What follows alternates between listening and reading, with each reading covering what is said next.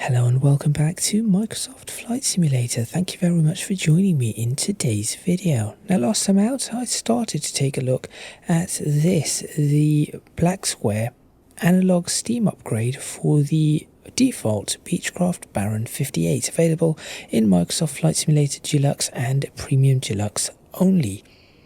Now this aircraft is available on the Just Flight website for £24.99, and I was kindly given a review key for this, but as always all of my views and opinions are completely my own and not influenced in any way. That being said, in the last video when I went through a comprehensive look at what this upgrade, this add-on did, I seem to be suitably impressed, and also taking a look at this flight deck in front of me, or this cockpit in front of me, I thought this is a lot that is going on. So I mentioned that every single button, every single switch, every single dial, display, knob that you see in front of you is working and usable and has a purpose and function in this add-on. So every circuit breaker there and there, everything that you see there, the fuel selectors of course, every light that you see, the entire annunciator panel, even that cabin temperature low-high, those two lights apparently work as well. Now in the last video I did start it up and we were at Manchester Barton Airport, but between takes or between videos I had a look at what I wanted to do and what I wanted to attempt to show, and I realised that flying from Manchester Barton probably would just take way too long as to show what I wanted to show. So instead we are here at Echo Golf Bravo Echo, Coventry Airport, an airport which I am familiar with, having been here in real life before some years ago. So we are going to be flying from here to Northolt, RAF Northolt, or MOD Air Force Base Northolt, whatever they call it now. I'm just going to keep calling it RAF Northolt, in London, and en route we are going to be trying out everything that I can think of. So we shall do some hand flying, we shall use the autopilot, we will use the heading mode, nav mode, we shall try the approach mode, we shall use vertical speed, altitude hold, we will use this RNAV computer here, hopefully. I have off camera attempted to tune this correctly, but I'll show you how I've set it up, and maybe I've set it up wrong, but it is an attempt. We will use the engine monitor, the EDM 760, to lean the aircraft, so lean the mixture on the aircraft to perhaps rich of peak. I will explain that once we're in the air. We'll use the ADF and show you how that works, and we'll use this little DME system here as well. So we should go through pretty much everything that you would use on a day-to-day basis, perhaps even use the GPS a little to give us some additional information. So make sure you stay tuned for all of that, and of course at the end of the video I will be giving you my final thoughts on this aircraft, whether you should purchase it, who it would be designed for, and any downsides I may have found over the last video and this. So as I said, make sure you stay tuned, and if you do enjoy these videos, please do give it a thumbs up. Oh, and as you can see, I do have head tracking enabled, so we should get a very realistic experience.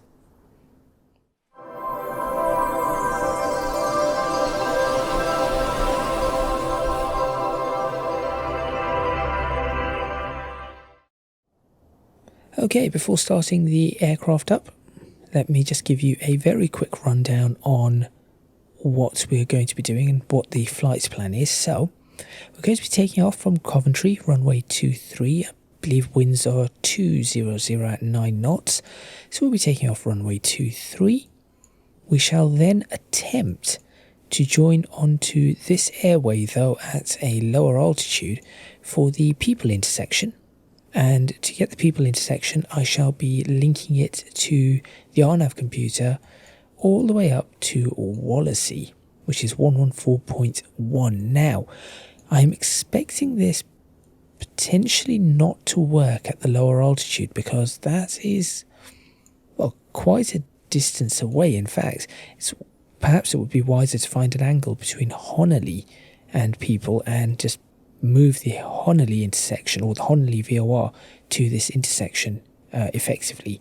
But I want to see exactly what's happened, so we'll take off and just I'll probably fly out a little while, climbing to 10,000 feet. Should be able to reach a reasonable amount by people. Then after that we're going to be turning 147 and we're going to be headed towards Kidley. At that point I shall attempt to use the navigation mode with the RNAV, see if that works. Once we reach Kidley I shall be turning to we'll turn 090 and we will, in fact, I say 090. Let me think. Yes, we will turn 090 until we are north of Westcote, which we will then begin a descent and, sorry, south of Westcote. Westcote will be directly north of us. Once Westcote is directly north of us, I'm hoping we should be at 8,000 feet. We will then track direct to Bovington, then turn 090 again until we cross perhaps, it says 149 there, perhaps 150 at Hemel. And for Hemel I will use the Ockham RNAV, or I'll use the Ockham VOR and bump it up here to give me the RNAV for Hemel. We will then turn towards Wembley Stadium, so we'll do a bit of VFR there, turn towards Wembley Stadium, hit the approach mode, and hopefully that should line us up very nicely for Northolt, intercepting it at 1,800 feet, transitioning into the Class D airspace and landing at Northolt Echo Golf Whiskey Uniform. That is the plan. So, I'm not going to bring this up again because this seems to be causing some issues, but that's his plan. Let's me see if we stick to the plan. Okay, let's go through the checklist. Now, I'm not going to bring up the checklist up here just because, well, I don't want to. Now, unfortunately here, I could not find it parking here, so it started the aircraft with all these checklists checked, which is kind of annoying. But there we go. I'm not going to go through the checklist here. Everything is here, but just to make it a little bit easier, I'm going to run through the checklists off the manual and my mobile phone. So that may make it easier, so at least you can see everything that is going on in front of you. So, pre-flight inspection is complete, seats and seatbelts secured, cabin doors latched, parking brake is set. Avionics, right, at this point I'm just going to check all circuit breakers. All circuit breakers are in. Throttles are closed, prop to high RPM, mixture to high RPM, or full rich. Cowl flaps need to be opened, which is there. There you go, cowl flaps are open. Aileron trim is centered, rudder trim is centered. Alternate static air is normal, and fuel selectors are both on. Good. Beacon lights and nav lights I suppose can go on now. Battery can then go on.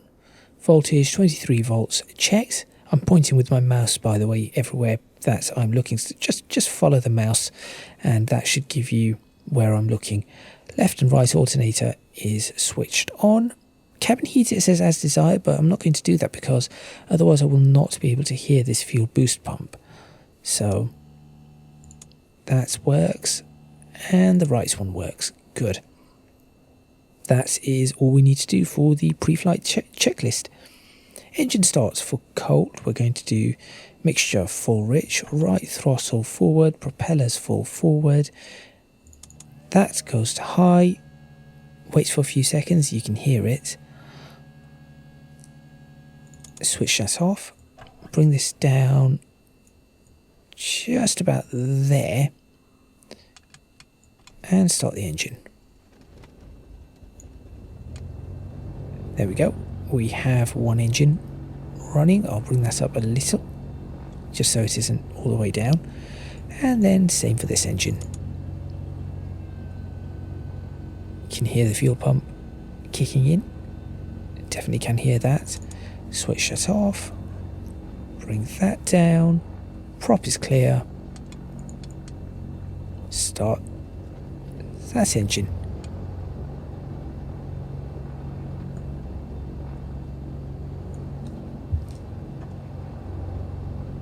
And now I'll bring them both up to 1000 RPM. And that looks pretty good to me.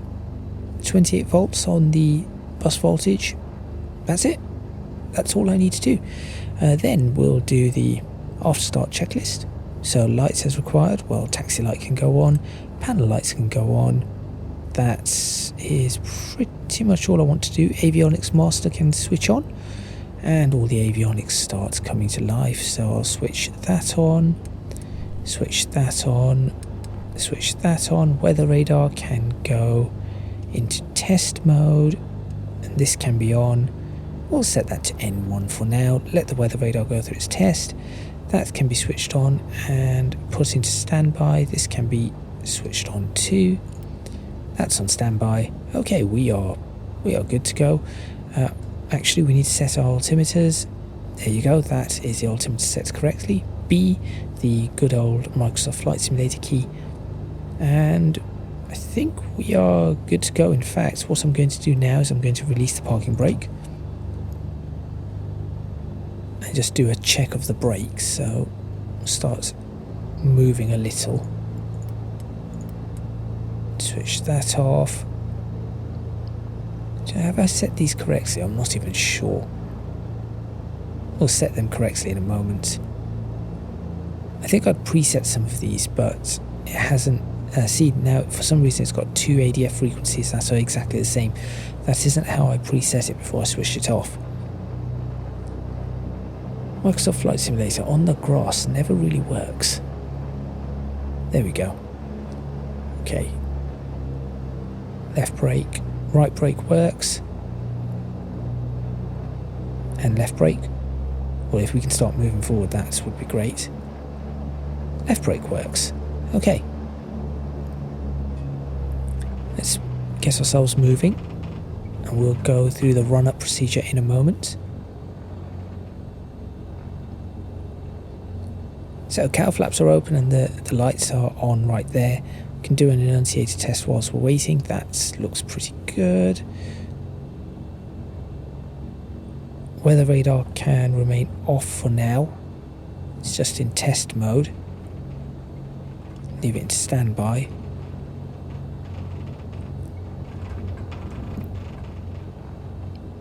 And there we go. We do have, as you can see, there is a bit of a wind.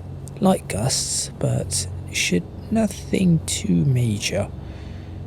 I think we shall just stop here. Parking brake on. There we go. And we shall now go through the run-up procedure. So, the run-up procedure can be a little bit long, but it really is not quite as long as it seems. So we need to make sure the remote compass is slaved and aligned, which it is. Parking brake is set. Enunciators we've already checked. Mixture is full rich. Now really for taxiing you'd probably bring the mixture down, but that was such a short taxi, it doesn't really matter. Throttles are going to bring us up to 1700, so we'll bring the throttles up. Now generally you should do this one throttle at a time, but because of my controllers, unfortunately, I cannot do that. So we're going to exercise both propellers at once, and we're looking for it to drop 300 RPM, so we're looking for 1400 as it being exercised. Yep, there we go. We've got our 300 RPM drop, and we shall take that back up. Check these magnetos. So we'll do both. We're looking for a 150 RPM drop, which you can see. Bring that back to both, so you see the RPM rise again. And now we'll do it on the right magneto. Be careful not to knock this to off, because then the engine switch off. Not something you want. That looks good. And knock that to both. At this point I will switch on the cabin heater to start giving us a little bit of heating in the cabin. For some reason the cabin is very cold, even though it is warmer outside, which is a little strange. Okay, so that is done. Instruments air is okay. Alternator, right, we need to switch the alternators. So right alternator off, watch the left alternator take up all the load, switch it back on. Left off, watch the right take all the load. We could do the same and just switch on pitot heat. You see the load come up, all of the icing, bring that all up. Probe, you can see the probe amps coming up, and then it will exercise down and cycle back up, which is good. We'll put the surface one to auto. You should see the de-icing pressure come up and down and up again, which it seems to be doing, so that is perfectly fine. No need for any of this at the moment. Switch all of that off. We'll switch on the floodlights, might as well give you some extra lighting here. That all looks fine to me, so we'll bring the throttles right the way back down to about 1200-ish RPM. There we go, that will do. Then we can check the autopilot as well. So what you have to do here is, if you set your heading bug to, this is where it takes this takes too long. If only you could scroll through. X-Plane has this much better. So what you do is you click on that, you start up your autopilot, hit heading, then you turn the autopilot 30 degrees, and you watch the autopilot, the actual yoke move, and that seems to be working perfectly fine. Of course I would probably do a little bit more of this, a little bit more testing, but I shall switch the autopilot off, and the noise is there. Now initially, as I said, our initial heading is going to be 250. We're not going to use it on takeoff, so that doesn't matter. We're going to set up the initial altitude. We're going straight up to flight level 100. So we'll do that. We'll set the vertical speed to be 1,500 feet per minute. We will arm it, but not engage it. So if we just arm that, and we should also arm the heading hold, but again, not engage the autopilot whatsoever. So that looks fine. Now we go check our flaps.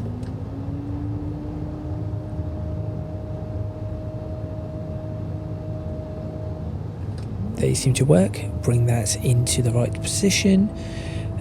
Get rid of that. I suppose I could leave that one on. It isn't really getting in the way of anything. So yes, I'll leave that yoke up and running, and I think we are good to go. Our window is closed. We do need to check that. Yes, I think we are good to go. So release the parking brakes, landing lights on, taxi light off, strobe light on as we are entering the runway. Transponder can now go into alt mode. 7,000, squawking 7,000 because we are VFR. 24 degrees in the cabin, we can cool that off. And we are going to turn, or we're going to turn onto the runway. Runway is clear.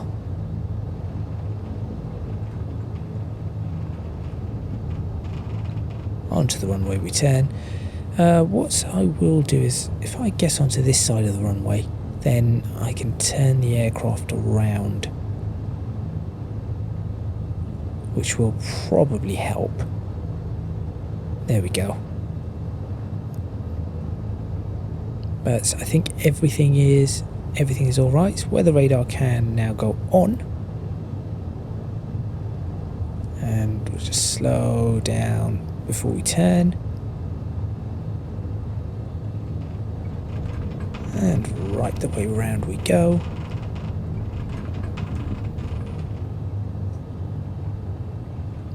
I think that is lined up as best as we're probably going to get it. Parking brake set, And let me do final checks. Everything is okay, air conditioning is off, landing lights are on, strobe lights are on, all the avionics are on, mixture is up to full rich, props are full forward, we are good to go. Initial sets, in fact I'll change that to NAV. One thing that I will do is I will give us our initial, I'll make sure that this is correct. So this RNAV, I'll explain how I've tuned this in once we are up in the air and have a bit of time. But what I've done here is that is the Wallasey VOR. I've tuned a 147 radial and a distance of 76 nautical miles from it. So that should be the VOR I want, and I want to intercept it at 250. So I want the radial 250, and that should be all I need. Swap that to RNAV, swap that to RNAV, set that to RNAV mode. So you've got different modes. You've got VOR mode, VOR pass. So this is just how accurate things are and how it runs. So I'm going to leave this in RNAV, keep it fairly accurate, and that should be good to go. Okay, well, here goes nothing. I say here goes nothing. Let's try anyway. Brakes released. Let's give it a go. Power up. I should feel a pull to the left, which I do. There it is. So bit of right rudder. Keep us on the centre line. 80 knots, nose up, and that's a pretty good takeoff. Flaps in. This aircraft climbs at an incredible rate, so I'm actually going to pull back on the power just to stop it from climbing too quickly, really. So I want about 1,500 feet per minute, but the speed at which we're already going is quite spectacular. A very, very fast aircraft. And I will bring the cowl flaps in once the autopilot is engaged, but for now I'd like to fly this manually, just get a bit of hand flying experience. So there we go, we've got about 140 knots, and we are flying fairly decently.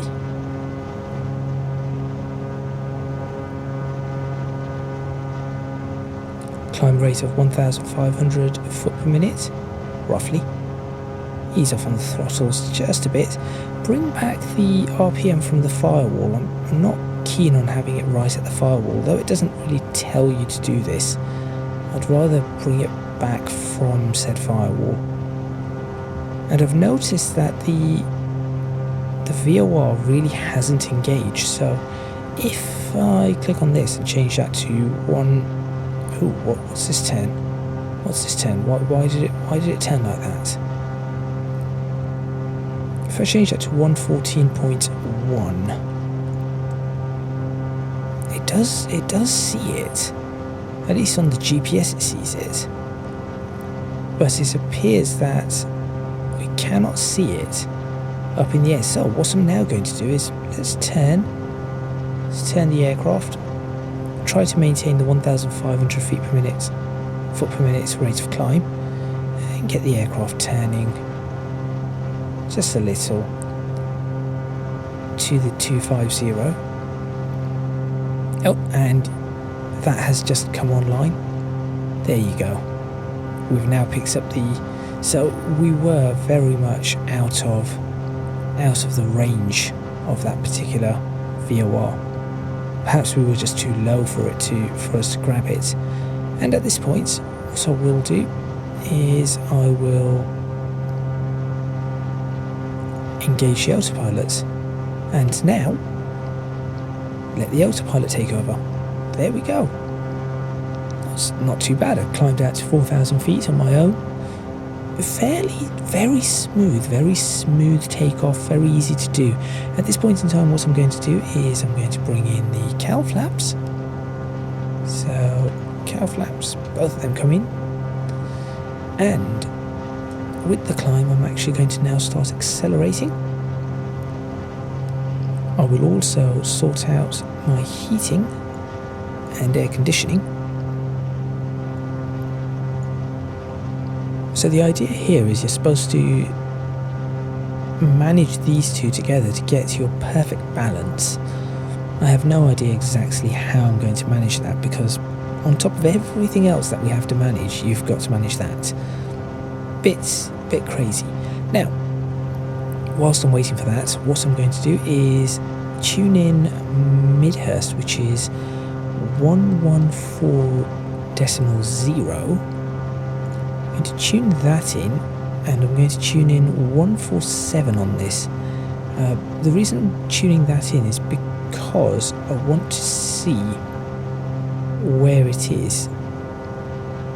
We are pretty much coming up on it any moment now.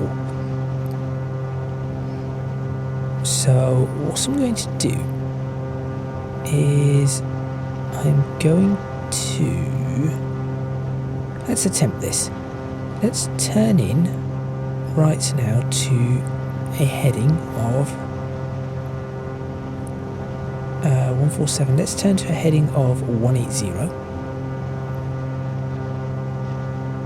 Lovely day to fly, actually. Very, very nice day. Landing lights can probably go off at this point.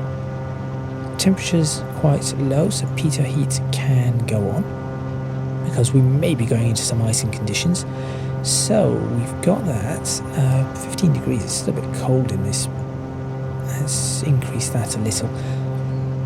So we are continuing our climb. Now what I want to do is I want to see if I can get this RNAV to work. So you have waypoints. You can set in 10 waypoints just by twiddling this knob and then pressing use and setting the data by flicking through these. So this waypoint here that I've set up, this is for the Midhurst one.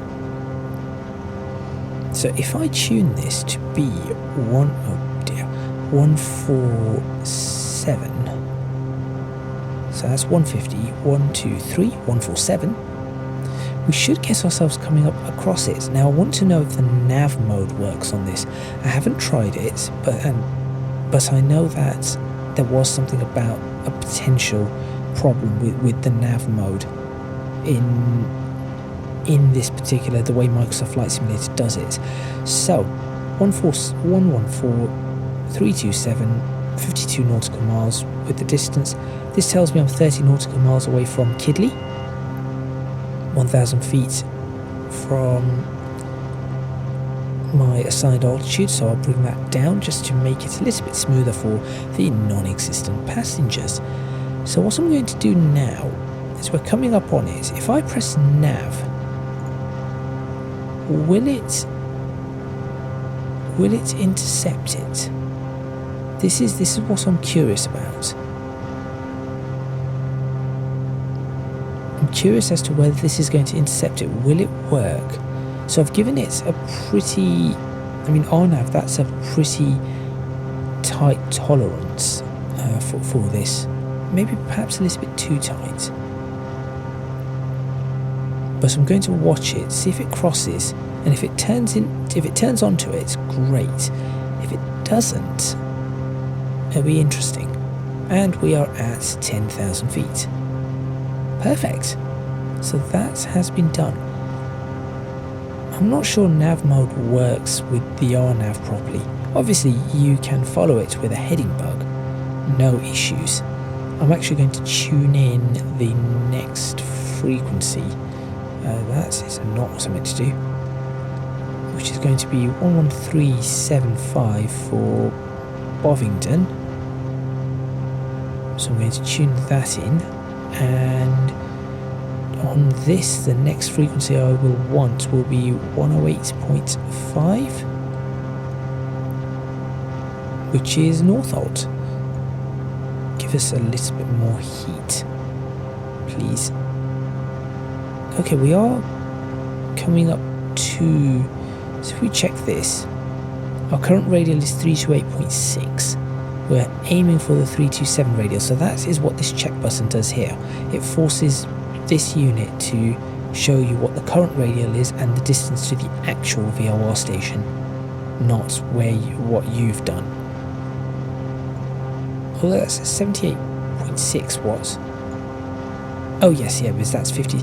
So if you add 52 plus that 26.5, that gives you 78.5, 78.4, which is exactly what that is. So you can think of that as the offset distance. Okay, this needle movement is great, by the way. Right, we are coming up to the... We're coming up on the radial.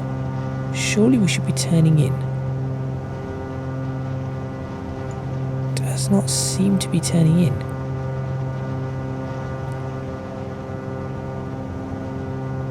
Okay.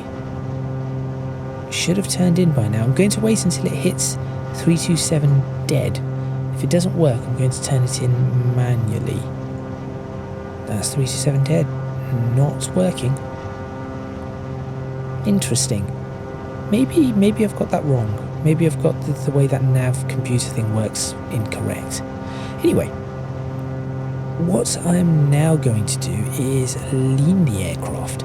So leaning the aircraft requires use of, well, this thing. So first off, I do need to know what I'm in. So that's degrees Celsius. There we go. So you've got the little C there, which tells you degrees Celsius. Click it again, degrees Fahrenheit. There's a little click spot in the middle, which essentially clicks both of these together, because obviously you cannot press the two together. Put a bit more of that in. I think everything looks all right at this particular point in time, so I'm not too worried. We have a little bit of time, so that is why I'm going to lean the engine now and show you how that works. So what you need to do is you need to first of all press lean find, which is that key there. Now it says lean ROP. You could press and hold in the middle and it would do lean LOP, which is lean of peak. Lean of peak will give you maximum endurance, rich of peak will give you maximum power. I'm going to go for maximum power right now just because that is the mode it is in. Now, once we've gone ahead and done that, we need to pre-lean the engine to what it says to approximately 28 degrees EGT rich of peak on any cylinder. So the way I do that is I'm going to start leaning the engine and a dot is going to start flashing. There it goes. As you can see, there's a dot flashing on cylinder 4 right there. So what that means is that we have a hot cylinder. So this is the cylinder that we're going to be focusing on. So we are now going to, so this is now in lean find mode. And what we're now going to do is for rich of peak, we are going to continue leaning the mixture until the entire column starts flashing. So we're going to see an entire column flash.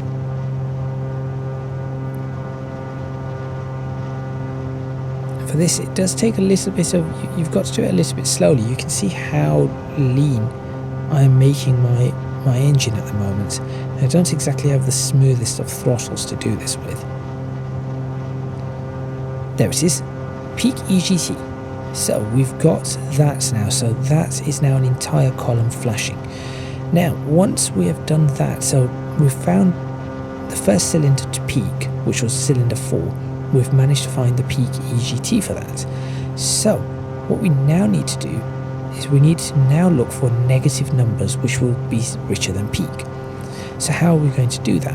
Well, what we now need to do is we need to adjust this to change. So we need to get a cylinder head temperature change, or on that cylinder head temperature, which is going to give us about between 28 and 56 degrees Celsius, and that is going to be our maximum power. So I'm just going to go for, let's go about there. Now I may have done this kind of incorrectly, but this is the first time I'm actually using this, so there we go. And that should be done. Now if you press the step button, find out that we are making 191 horsepower, and we are continuing as usual. Just keeping an eye outside, 14 nautical miles, everything is okay. Of course, if you were doing this normally, what you would be doing is constantly keeping an eye outside. You wouldn't focus on this for the length of time that I have. But there we go. So that is everything being shown properly, and you can see it's going through fuel consumption, it's going through, I suppose, cost index there. I have no idea what that is. Total, that is cost, required reserves, miles per gallon, which apparently doesn't seem to be working, power producing 191 horsepower, probably because I'm not at maximum. There you go. If I was at maximum, there you go, 200 and, well, it should be about 206. And of course you can press the step button to step through each oil temperatures, battery, outside air temperature, differential, which is fine because this is not spinning, so we are okay. How many gallons per hour we're using, remaining, still not sure, 205 horsepower. There we go. Good. I think everything is okay. We do have pitot heat on. Everything else is not too shabby. We are 10 miles from Kidley. What I'm going to do here now is I'm going to show you the ADF. So the ADF the NDB I'm going to tune is Westcott, and Westcott is 335. So 3. That's 5, and then what you do is you pull that out to change the tens. So 335, is it 335 or 353? No, 335. Swap that frequency over, and you'll notice that green ADF, or that green, the green ADF arrow points to Westcott. Now Westcott's out that way somewhere. Great. Now I'm going to use this as a marker just to tell me how my descent is going. So I'm aiming, if I've worked this out correctly, I'm aiming that I should be at below 8,000 feet when I am due south of Westcott. So when that arrow is pointing north, I should be at 8,000 feet or below 8,000 feet roughly. What I could also do is give you our true airspeed here. So we're at 10,000 feet, so I'll just move this around until the 10 is at about -7, which is about there, and our true airspeed is about 198 knots, which is pretty good going. There is plenty, absolutely plenty to do in this aircraft. Loads of different things, very useful. Looks like I've managed to stabilize the temperatures. That is good. And as I said, everything is functional, which is really, really cool. To have everything functional is excellent. Okay, so what I'm going to do now is jump onto that. So that should give me Bovington. It also gives me the radial I want. So if I tune that radial in, and we're going to head towards it. So let's say I want to head towards Bovington. I was going to do the 90, I was going to just go 090, wasn't I? But I think if we go to, let's look at that, 279. Should we go 275? So that would be 085, not. Yeah, that would be 085, which is okay. You're also going to notice as I cross over, this will all cancel out, as if you cannot see it, possibly. It will certainly do that as we go over Bovington, but for RNAV, this may be a little bit different. And we're going to watch this needle swing, which is really cool to see. Possibly. Now we've missed it. We'll have to do it over Bovington. So I'll switch this over to nav 1. Hit nav. That should turn us direct Bovington. 275, as exactly as I wanted. So that is the radial we are on, that is the radial we are going to intercept, and for a descent rate now of, why are you doing that? Ah yes, we should reset this. Let's go 5,000 feet, give me a descent rate of 500 feet per minute, give me a descent rate of 600 feet per minute, and I shall bring the throttles back now. The reason for that is simply because we are going to accelerate as we do this. Gravity is now pulling us down, so we can see that nav mode works correctly. It just does not seem to be working with the RNAV. So for RNAV, the next one I want to do is waypoint 3. So the way you do this, by the way, is you select the waypoint, press use, or I'm not sure even, I don't even think you have to press use. Let it flash, it's fine. And then all you do is, you can see these little arrows, press frequency, dial it in with this. Then you press data, pick the radial, so you can dial that in once again, and again you can click that out and it gives you smaller fractions. Press data again and gives you distance, DSC, distance. And that is just how you move your RNAVs. To change the mode, you can go VOR, VOR PAR, RNAV, RNAV approach. So I'm going to leave this as RNAV. We are flying, that seems to be reasonable. Descent rate is okay. Speed is 200 knots true airspeed. Perhaps, no, actually I can leave it at that speed for now. Nothing too severe. 21 degrees in the cabin, which is pretty good. Just ease that out a little. I'm surprised I can manage that. Landing lights can go on. That looks pretty much okay. We are going to go through a cloud, but icing conditions should be fine. I guess I could just put these on just in case. I'm not sure exactly when this aircraft requires all the prop ice and everything, but better to be safe than sorry. Actually, I say that, not always. Not always better to be safe than sorry, because sometimes these things can ruin the flight characteristics of your aircraft. Or once you've switched it on, you cannot switch them off again, or things like that. I think this should be okay. We're just below freezing, as you can see from that. Also, there is a light here, which lights that up. I'll leave that lit, since we are now going into a bit of a sunset. Not much, but just a bit. This also gives us a chance to see all of these.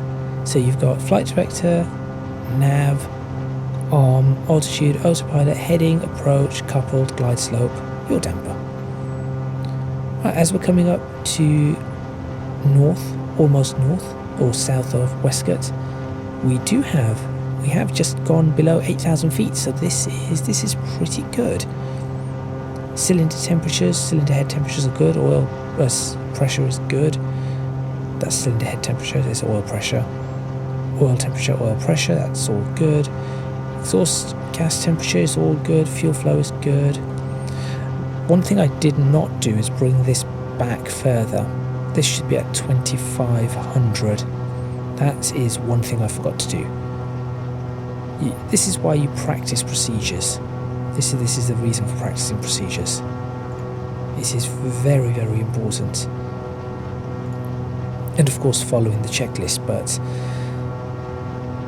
it isn't quite as important as I suppose to follow the checklist in a flight simulator. Sometimes it is, but not particularly. Right now, that wasn't a big deal because I did bring it back a little earlier.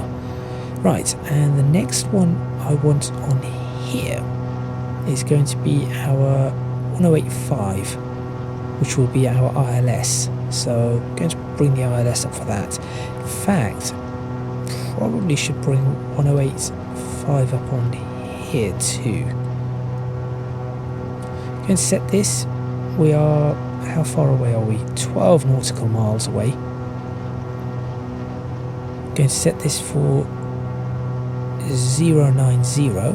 So once we cross over, we're going to tune in this next RNAV. So I need to swap the HSI source back to RNAV. Set that to 150. Set that to 150, and then all we're looking to do is cross. As soon as we cross it, we're turning in. At that point, we should be able to see Wembley Stadium, and we want to keep Wembley Stadium just off to the left hand side, a few degrees. So as long as we can keep Wembley Stadium sort of this side of where we're flying, so it'll probably come up about there, maybe there, and then all we want to do is allow it to move across the left hand side until it's about there. We'll arm approach mode, and we should be able to capture the glide slope and localizer for Northolt, and that's it. We want to be down to 1,800 feet, I believe, for the Northolt for the Northolt approach. Essentially, what we're trying to do is get below. We're trying to get below Heathrow's traffic. That is what we are attempting to do here. Bring that down. It's getting a little bit warm in here. 23 degrees. Just a little bit. One of the things you will have to do before bringing the landing gear down is we have to switch off the air conditioning. Otherwise, we will get a warning up here, which is that one, AC door, which does bring drag to the aircraft. Oh, what's happened there? Why did that happen? We're 1,000 above in a moment. You'll hear it. There it is, 1,000 above. At this point, I'll also set the decision height. Let's set that to be. Let's set it to be 400 feet above radar altitude. So this yellow light and that yellow light should blink when that occurs. So again, as I said, I'm just testing out all of the systems as best as I can. So I've done that, I've checked that, that's been done, that is done, that's done. Weather radar we've not actually seen much on. All of these systems we've checked all of these, we've used that, we've used the autopilot 2.7. What I'm going to do is continue down to 3 now.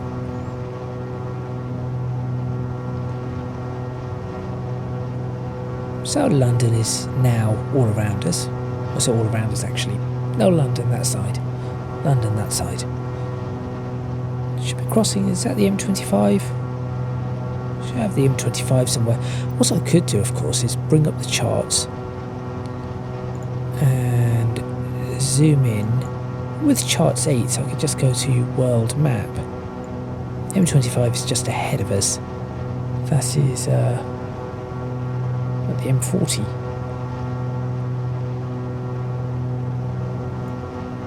Is that the M1? That's the M1.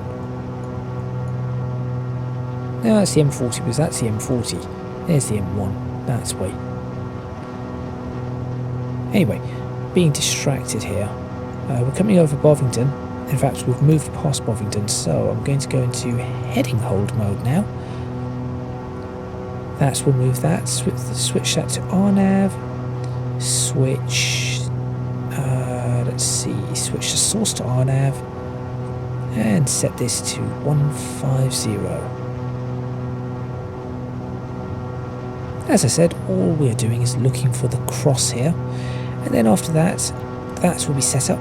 So good use for the GPS there. ILS 25 Echo Golf Whiskey Uniform tells us exactly where we are or which one we are heading towards. Of course, we could go through a whole bunch of things here, but I'm not going to go through any of this at this point in time. That is more just to do with that GPS unit, not anything else. Now I am going to slow down a lots more now, and we start enriching the mixture. So it is time to really prepare for the descent as we come below 5,000 feet. I'm now going to readjust my altimeters. One of the things I did not do is set for standard pressure, which was a mistake. After 6,000 feet I should have set for standard pressure. It shows how out of practice I am in flying.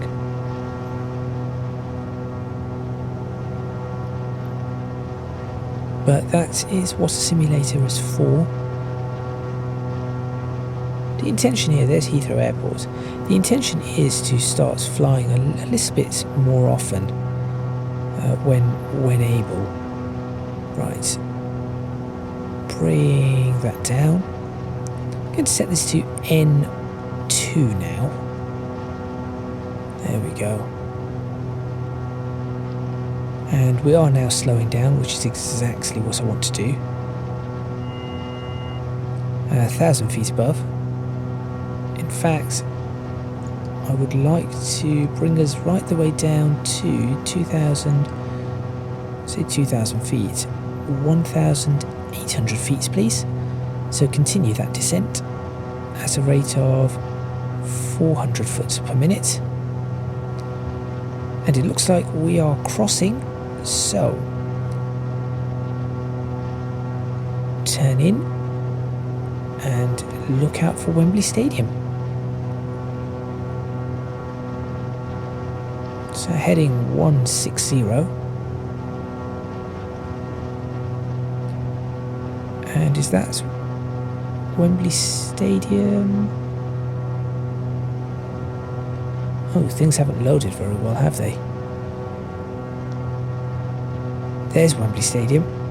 So we are on the wrong side really, but that is fine, because if we head due south now, that should get to Wembley Stadium where I want to be. I think I've overshot slightly where I was thinking I might be. Actually no, that's okay. There it is. Certainly works. Good. Good. So what I'm now going to do is the approach and the glide slope. So you can see that approach and glide slope comes on. Now we are of course below the glide, which is intentional. We are now slowing down nicely to the speed that I want to slow down to. And in fact the glide slope is coming up on us. So we'll bring this now to a slightly sharper descent to our desired altitude.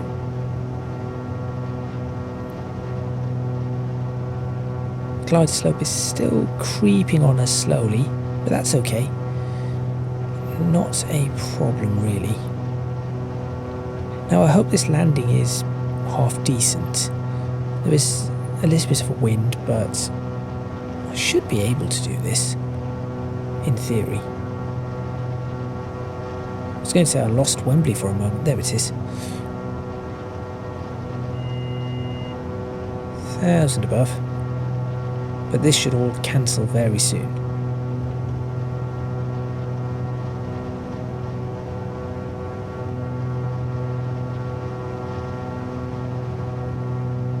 Plenty of screenshots to pick whatever I want to pick. Okay. Again, we are just managing to keep below the glide, which is absolutely fine. Getting a bit warm again in here. Preparing for landing, right. So what do I need to do to prepare for landing is the big question.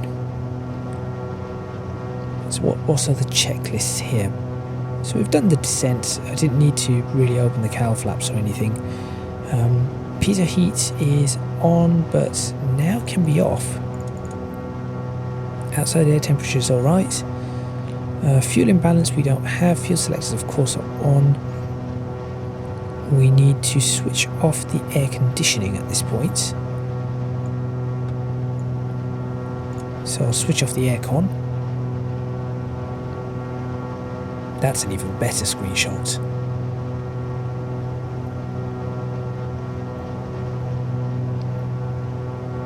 Along with the photogrammetry of London. I need to switch this out. Really need to switch this out.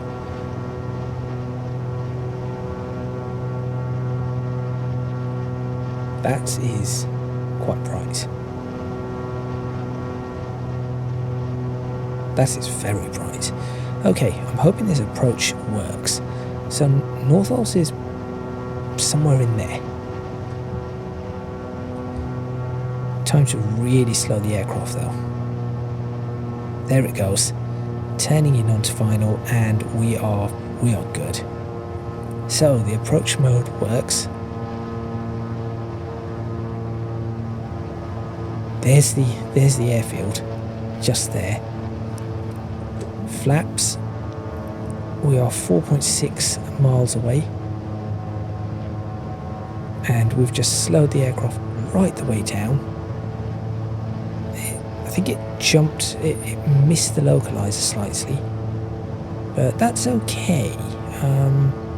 What I'm going to do here is take manual control, bring the aircraft down myself. So I want to bring the aircraft down at about 100. What's about 100 knots? So if I can bring it down to that, let it slow itself down. Nothing too crazy. I can just about see the puppy lights, so I'll just follow them instead. Keep an eye, although I can keep an eye on my ILS, I can still see it. It's the benefits of head tracking, I suppose. Let's turn in to line up a little. There we go.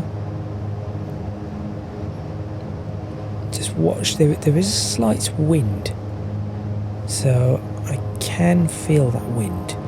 We are 2.3 nautical miles away, so I think gear is a good time. This is a good time for gear and full flaps, which will slow us down a little bit more, but that's okay because that gives us our final approach speed, which for me is going to be 95 knots today, and just gives us that fine control that I want. I think we're slightly, I was just going to say, I think we are slightly above the glide, but I can fix that quite easily. There we go.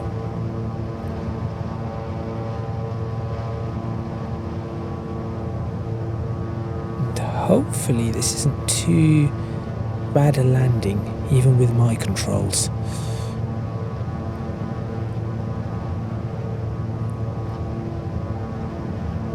Now the wind should be coming in across the field slightly, so I'm probably going to need to put some right rudder in here as I bring the aircraft down.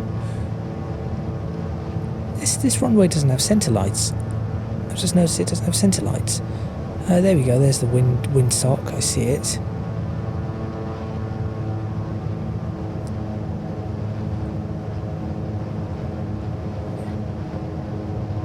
Yep, I can feel the push there.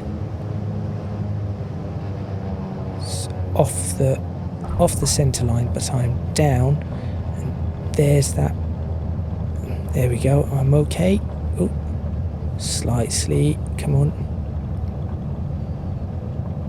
So it did push me just a little at the end, a little bit more than I was expecting, but we are all right.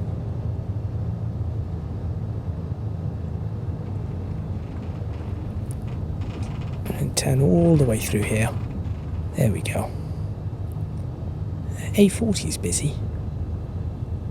Not too bad at all. That was pretty good actually. Wasn't the greatest, but I wouldn't say that was the worst flight. I've certainly done a lot worse before. And for a first landing, that went surprisingly well. Not bad. Okay, so as I am bringing the aircraft to a stop, what do I think of this? What do I think of this aircraft? Well, I think that for £24.99, this is absolutely excellent. This is the best. This is one of the best aircraft I have ever flown, which is really strange, considering the fact that, of course, it is an aircraft that is meant to be an upgrade of another. Can I turn in here? I can. Just turn in here and park it up somewhere. Let's find a parking spot. Here we go. I'll maybe just turn the aircraft around, ready to go again. So yes, considering that this is supposed to be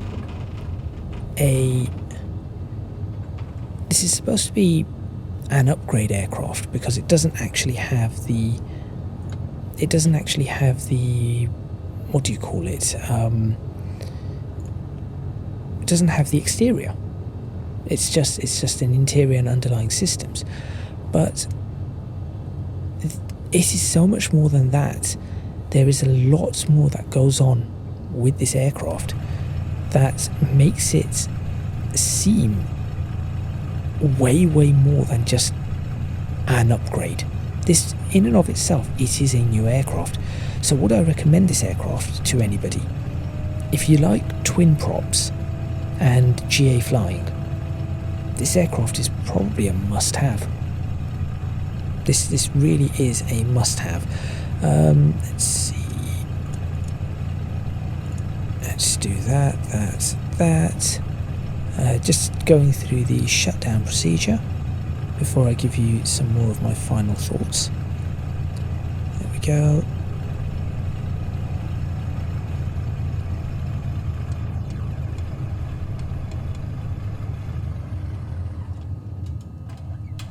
Bring that down. That's a good noise. And I think that works. That. And bring them all the way. And that. There we go. That's the aircraft shut down. So, yes, final thoughts. What do I think? This is an excellent aircraft. I would give it a 10 out of 10, but there are just a few things that stop me from giving it a 10 out of 10. First off, these checklists. The order of these checklists really needs to be changed to have normal checklists all in a row. Then you have your abnormal checklists and emergency checklists. That's the first point. Second point, when I seem to start this aircraft up, even from a cold and dark state, all the avionics are switched on. They should all be switched off. So that's the second point. Third point, off camera, I went to this view. And this is where it defaults me. Really, it should be defaulting me there, but it doesn't. It defaults me here, and it does make it a little bit harder to actually move this camera around because it doesn't really know what it's supposed to do. Granted, this isn't exactly an important camera, but it is one nonetheless. So that's the third point. What else is there? Let me think. I think, aside from those three... Oh, actually, because this is a bog standard Microsoft Flight Simulator exterior for the Baron 58, you cannot open the doors. That's the fourth point. So those 4 points. I'd say I'd take away 0.1 for each and every one of those. The doors is nice to have, kind of annoying it isn't there, but doesn't really do much. This one does make it harder to take nice screenshots, so I will say that is a bit more. The checklist is the biggest point. The checklist and the avionics are really the biggest points. So 9.6 out of 10 from me. It really is that good.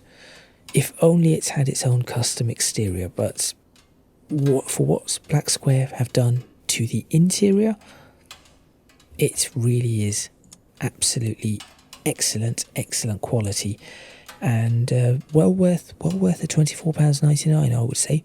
So if you want to pick it up, Just Flight's website is where you can find it. And with that, I shall end this video. Thank you very much for watching. Please remember to hit the like button if you like this video.